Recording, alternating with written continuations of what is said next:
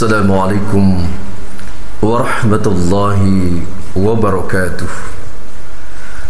Alhamdulillahilladzi anzala ala abdil kitab wa lam yaj'al lahu iwaja qayyima liyundhira ba'san shadidan min ladunhu wa yubashshiral mu'minin الذين يعملون الصالحات أن لهم أجرا حسنا ماكثين فيه أبدا أشهد أن لا إله إلا الله وحده لا شريك له وأشهد أن محمدا عبده ورسوله اللهم صل وسلم وبارك على سيدنا محمد وعلى آله وصحبه أجمعين أما بعد فقد قال الله تعالى في القرآن الكريم أعوذ بالله من الشيطان الرجيم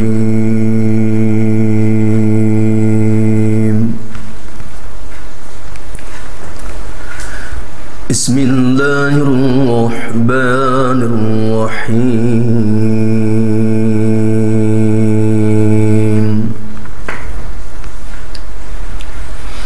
وسارعوا إلى مغفرة من ربكم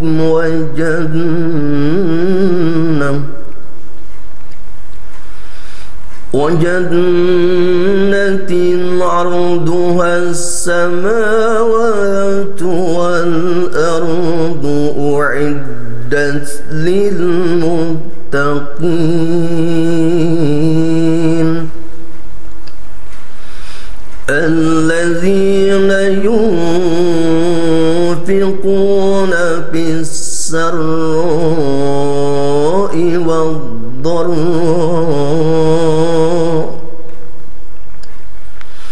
والضراء والكاظمين الغيظ والعافين عن الناس والله يحب المحسنين.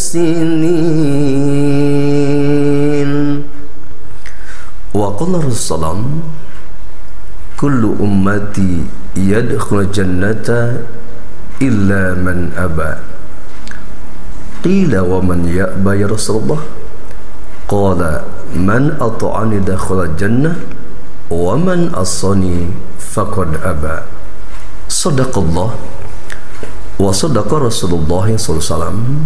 Para pemirsa RTV yang dimuliakan Allah Subhanahu wa taala, Alhamdulillah Rabbil Alamin, pada kesempatan yang berbahagia ini kita dapat berjumpa kembali pada kajian spesial khusus tentang kajian Ulumul Quran, cara melihat, memandang kitab suci Al-Quran dari berbagai macam aspeknya, dari berbagai macam sisinya, di mana pada kesempatan yang berbahagia ini kita akan melanjutkan pembahasan lanjutan tentang kriteria orang-orang yang bertakwa, yaitu lanjutan daripada surah Ali Imran ayat 15 sampai 17. Pada kesempatan kali ini kita akan membahas surah Ali Imran surah 3 ayat 133 dan selanjutnya. Sebuah informasi yang harus kita ketahui, yang harus kita pahami, kemudian kita renungkan, kita tadabburi ayatnya, maksudnya, tujuannya, kemudian kita pun berupaya untuk mencocokkan pribadi kita masuk ke dalam ayat ini, di mana Allah Subhanahu wa taala memberikan sebuah informasi yang sangat luar biasa, yang sangat istimewa buat kita sebagai orang-orang yang bertakwa, sebagai muslim, sebagai orang beriman. Telah kita bahas pada surah Ali Imran ayat 15-17 bahwa Allah Subhanahu wa taala memberikan 3 hadiah sekaligus kepada orang-orang yang bertakwa, yang telah kita bahas, yaitu surga, pasangan yang disucikan dan mendapatkan keridhaan Allah Subhanahu wa taala. Kemudian pada surah Al-Imran ayat 133 sebuah informasi kepada kita agar kita dalam menempuh kehidupan ini yang sementara ini jangan sampai kita sia-siakan. Jangan sampai kita banyak membuang waktu dengan melakukan pekerjaan-pekerjaan yang tidak bermanfaat, khususnya untuk kehidupan akhirat. Allah Subhanahu wa taala memberikan informasi melalui firman-Nya, A'udzu billahi minasyaitonir rajim. وَسَارِعُوا إِلَى مَغْفِرَةٍ مِّن رَّبِّكُمْ وَجَنَّةٍ. Ini dalam riwayat Hafs an Asim Thoriq Syatibiyah, yaitu menggunakan kata wasari'u, ya, dalam riwayat lain khususnya pada riwayat Qalun dan Warsh itu tanpa huruf waw, jadi dengan sari'u. Nah, dari sisi pahala tentunya wasari'u lebih banyak, yaitu tambahan huruf waw. Sari'u lebih kuat dari sisi penekanan untuk menyegerakan. Jangan sampai kita nunda-nunda waktu. Wasari'u ila maghfiratim mir rabbikum wa jannah. Dan bersegeralah kamu semua, wahai umat Islam, wahai orang-orang yang beriman, wahai orang-orang yang bertakwa, jangan sampai kita menyia-nyiakan waktu, jangan sampai kita menunda-nunda waktu, yaitu untuk apa? Bersegera untuk mendapatkan ampunan Tuhan kamu semua, yaitu Allah Subhanahu wa taala. Wa jannah, dan surga. Wa jannatin arduhas samawati wal ardu uiddat lil muttaqin, itu surga yang luasnya seluas langit dan bumi, yang Allah sediakan bagi orang-orang yang bertakwa. Pada ayat ini pertama kita untuk mensegerakan untuk mendapatkan ampunan Allah Subhanahu wa taala. Dalam arti kita pun berupaya dalam mengisi kehidupan kita sehari-hari kita, di samping kita melaksanakan ibadah-ibadah yang mahdhah, yang utama, yang pokok, seperti mengajarkan ibadah salat, salat wajib, salat sunnah, zikir kepada Allah Subhanahu wa taala, juga membaca kitab suci Al-Qur'an Karim. Secara khusus tentunya kita pun bagaimana di sela-sela kesibukan kita, aktivitas kita, siapapun kita, apapun profesi kita, tetapi luangkan waktu untuk mendapatkan ampunan Allah Subhanahu wa taala itu dengan memperbanyak istighfar, dengan memperbanyak memohon ampunan kepada Allah Subhanahu wa taala. Dalam sebuah riwayat, Rasulullah SAW memberikan contoh teladan buat kita semua. Dalam sebuah riwayat yang diriwayatkan oleh Imam Bukhari, Rasulullah bersabda, "Wallahi inni la astaghfirullah wa atubu ilaihi fil yawmi aktsar min 70 marratan." Wallahi, demi Allah, sesungguhnya aku selalu beristighfar kepada Allah Subhanahu wa taala dan bertaubat kepadanya setiap hari lebih dari 70 kali. Kata 70 kali dalam konteks hadis ini bukan 70 Indonesia, tetapi menunjukkan betapa banyaknya Rasulullah SAW memohon ampunan kepada Allah Subhanahu wa taala. Padahal kita tahu, kita paham bahwa Rasulullah SAW sosok manusia yang mulia, yang tidak pernah melakukan kesalahan-kesalahan. Dosanya sudah Allah ampuni, baik yang telah maupun kemudian. Tetapi beliau memberikan contoh kepada kita semua agar kita pun mengikuti jejak langkahnya untuk memperbanyak istighfar kepada Allah Subhanahu wa taala. Dengan istighfar yang pendek, dengan istighfar yang panjang. Bahkan dalam riwayat Imam Bukhari juga dinukil dalam kitab Fathul Bari dijelaskan, barang siapa yang membaca istighfar Astaghfirullahaladzim alladzi la ilaha illa huwal hayyul qayyum wa atubu ilaih 100 kali sekali duduk, maka Allah akan mengampuni dosa-dosa kita yang terdahulu maupun yang kemudian. Ini tentunya sebuah konsep buat kita semua. Oleh sebab itu kita mempunyai tugas saling memberikan nasihat, saling mengingatkan. Nah, salah satu contohnya supaya kita lebih konsentrasi, lebih fokus di dalam bermunajat kepada Allah Subhanahu wa taala. Bagaimana agar setiap saat kita terhubung dengan Allah Subhanahu wa taala? Maka tentunya setiap kita masing-masing di rumah kita masing-masing hendaklah mempunyai zawiyah, satu tempat khusus, satu gelar sajadah. Mau di pojokan rumah kita, ya, mau disekat mungkin dengan lemari atau apapun, yang penting tempat tersebut tidak terganggu ketika kita bermunajat kepada Allah Subhanahu wa taala. Untuk apa? Untuk lebih fokus. Bagi sahabat-sahabat, khususnya pemirsa RTP, barangkali di antara kita juga sudah mempunyai zawiyah masing-masing, akan merasakan sesuatu yang berbeda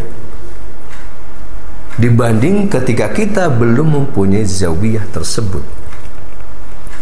Kenapa? Karena dengan zawiyah tersebut, ya, tatkala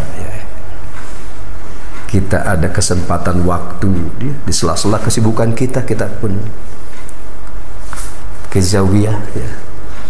Di situ sholat 2 rakaat, mungkin 4 rakaat, ya. Kemudian setelah itu kita pun mohon ampunan kepada Allah Subhanahu wa taala agar kita diberikan, ya, pengampunan atas kesalahan-kesalahan kita, atas dosa-dosa kita. Apalagi hidup di zaman sekarang ini tentunya banyak sekali, ya, kesalahan-kesalahan, ya. Mungkin dosa-dosa yang kita lakukan yang tanpa kita sadari. Kenapa? Karena memang zamannya berbeda. Maksiat banyak di depan mata kita. Baik maksiat yang dilakukan dengan pandangan mata kita, dengan hati kita, bahkan mungkin dengan perilaku-perilaku kita.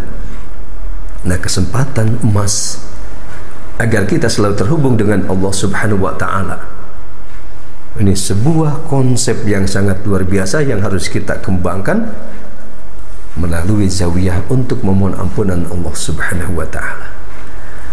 Dan tentunya tidak sekedar kita memohon ampunan dengan memperbanyak istighfar, tetapi sekaligus dengan taubat. Rasulullah SAW beristighfar, kemudian juga diikuti dengan taubat kepada Allah Subhanahu wa taala. Maksudnya apa? Ketika kita banyak istighfar, maka kita pun kembali kepada Allah Subhanahu wa taala dengan cara, ya, menjauhi, ya, perbuatan-perbuatan yang dilarang oleh Allah Subhanahu wa taala dengan jalan melaksanakan perintahnya. Ini yang pertama. Jangan sampai kita menunda-nunda waktu untuk mendapatkan ampunan Allah Subhanahu wa taala, juga untuk mendapatkan surganya yang luasnya seluas langit dan bumi, yang Allah sediakan bagi orang-orang yang bertakwa. Mungkin rumah kita di dunia hanya sekian meter, ya, mungkin ada 50 meter, 100 meter, mungkin ada yang sekian meter lagi. Tetapi ketika masuk surga, kita mempunyai tempat tinggal kita di surga itu seluas langit dan bumi. Ini subhanallah, penawaran yang Allah sampaikan kepada kita, khususnya bagi orang-orang yang bertakwa.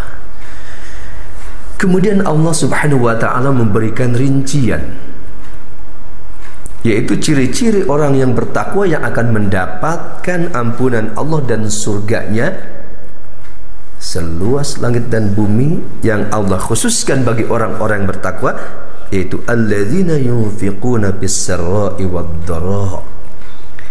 Itu orang-orang yang selalu mendermakan hartanya pada waktu lapang juga pada waktu sempit.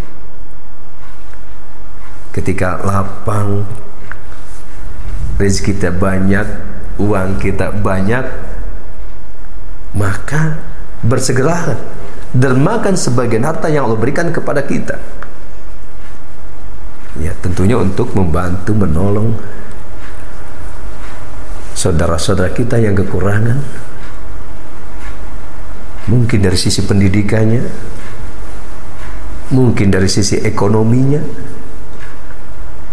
Karena saat ini khususnya Indonesia misalkan ya, kebodohan bertambah, kemiskinan bertambah ya.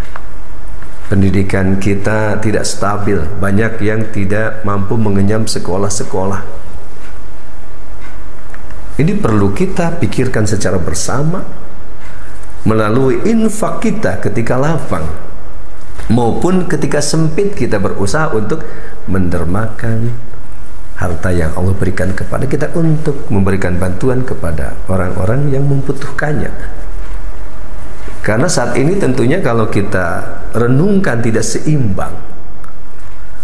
Yang kaya makin kaya, yang miskin makin miskin. Bahkan menurut informasi ya, ada beberapa daerah ya, ada beberapa lokasi, bahkan ada beberapa gunung yang dimiliki hanya beberapa orang saja. Ya. Entah tujuannya untuk apa. Padahal itu kalau kita pikirkan, belum tentu ya, yang mempunyai tanah yang luas menjadi miliknya nanti negeri akhirat, belum tentu kalau memang tidak diinfakkan untuk jalan-jalan kebaikan. Ini tentunya kesempatan emas buat kita semua. Ini sebuah nasihat buat kita semua. Siapapun kita, apapun profesi kita, apapun jabatan kita. Tetapi ingat ya, Allah menyuruh melalui ayat ini agar kita bersegera untuk mendapatkan ampunan Allah dan surganya dengan cara yang pertama itu dengan mendermakan harta kita. Memang kita cukup prihatin. Kenapa? Karena beberapa informasi ya memberikan penjelasan bahwa ya nilai zakat mal kita Indonesia ini sangat luar biasa ya, 217 triliun. Ini subhanallah, itu dihitung 2,5%. Tetapi ternyata yang dapat dikumpulkan hanya 21,7%. Artinya banyak di antara kita yang ternyata tidak menunaikan zakat malnya, kewajiban berzakatnya. Mudah-mudahan tentunya dengan uraian sederhana ini mengingatkan kembali untuk kita bahwa ya, harta yang kita miliki itu ada hak orang lain, ada kewajiban kita untuk mendermakannya, untuk mengeluarkan zakatnya. Ini yang pertama berkaitan dengan harta, dengan kekayaan. Memang sebuah ujian tentunya buat kita semua ya. Kalau hartanya masih sedikit ya, masih ringan untuk zakatnya. Punya uang 10 juta 250.000, si kecil. Punya uang 100 juta 2,5 juta, masih kecil. Nah, ketika punya uang 1 miliar, kalau iman kita tidak kuat sudah berpikir kenapa harus mengeluarkan uang 25 juta. Ketika kita punya uang 4 miliar 100 juta, sudah mulai berpikir tuh. Kenapa? Kalau keimanan kita lemah, untuk mengeluarkan uang 100 juta aja sudah berpikir. Padahal itu semua untuk kita, untuk negeri akhirat kita. Oleh sebab itu khususnya Pemirsa RTP yang dimuliakan Allah Subhanahu wa taala, ya, dermakanlah ya harta yang kita miliki, ya, di samping untuk membantu ya, orang-orang yang membutuhkan, juga zakat malnya, dan zakat malnya juga jangan 2,5%, kalau bisa itu ya 5-10%. Itu tentunya lebih bagus. Kenapa? Karena itu adalah milik kita untuk tabungan akhirat. Kemudian lanjutkan, wal kadzibinal ghaidz. Itu orang-orang yang mampu menahan emosi, menahan amarah secara luas. Bukan hanya menahan amarah istri kepada suami, suami kepada istri, tetapi dalam arti yang luas, untuk menahan amarah emosi, untuk tidak melakukan kezoliman, ya, tidak melakukan merampas hak-hak orang lain, menahan amarah, mampu untuk tidak menyakiti orang lain. Ini dalam konteks yang luas, bagaimana kita agar mampu menahan amarah, menahan emosi secara luas. Kemudian wal afina 'anil nas, dan mampu memaafkan kesalahan manusia. Walaupun manusia tersebut menyakiti kita, menzalimi kita, merampas hak-hak orang kita, tetapi kita dengan memahami ayat ini mempunyai jiwa yang lapang, jiwa yang luas, sehingga mampu memaafkan kesalahan-kesalahan orang lain walaupun orang tersebut tidak meminta maaf kepada kita. Ini posisi orang yang akan mendapatkan ampunan Allah dan surganya. Mendermakan hartanya dalam keadaan lapang dan sempit, kemudian mampu menahan emosi, juga mampu memaafkan kesalahan orang lain.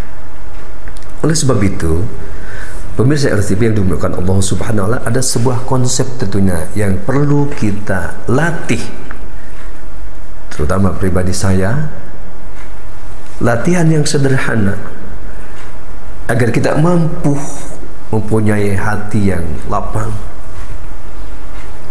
kemudian mampu memaafkan kesalahan-kesalahan orang lain yang pernah menzalimi kita, yang pernah menyakiti kita, yang pernah merampas hak-hak orang kita. Cara yang sederhana, yaitu upayakan setiap kita menjelang istirahat, kalau bisa ya sholat dulu 2 rakaat, kemudian kita istighfar dulu, setelah itu memohon kepada Allah dengan doa semampu kita tentunya. Ini sebuah latihan tapi yang sangat luar biasa, efeknya membuat kita lapang dada. Yaitu setelah kita bersolat, berwudu, kemudian kita pertama mohon ampunan kepada Allah, untuk sebagai evaluasi koreksi diri kita setiap hari tadi, mulai kita bangun sampai menjelang tidur, apa yang kita lakukan, kita evaluasi, kita koreksi. Di situ kita mohon kepada Allah, ya Allah, ampunilah dosa-dosaku ya Allah seharian tadi. Barangkali melakukan kesalahan-kesalahan, kekhilapan-kekhilapan, dosa-dosa, juga ampunilah ya Allah kesalahan kedua orang tuaku ya Allah, kesalahan kekhilapan saudara-saudara kami ya Allah yang seiman, yang seislam. Juga ya Allah, ampunilah dosa-dosa orang yang pernah menyakiti saya, pernah menzalimi saya, pernah merampas hak-hak saya. Berikan petunjuk kepada mereka ya Allah. Ini sebuah doa latihan sekaligus untuk melatih kita agar kita mempunyai dada yang lapang, mampu memaafkan kesalahan orang, sehingga wallahu yuhibbul muhsinin, dan Allah mencintai orang-orang yang berbuat kebajikan dalam konteks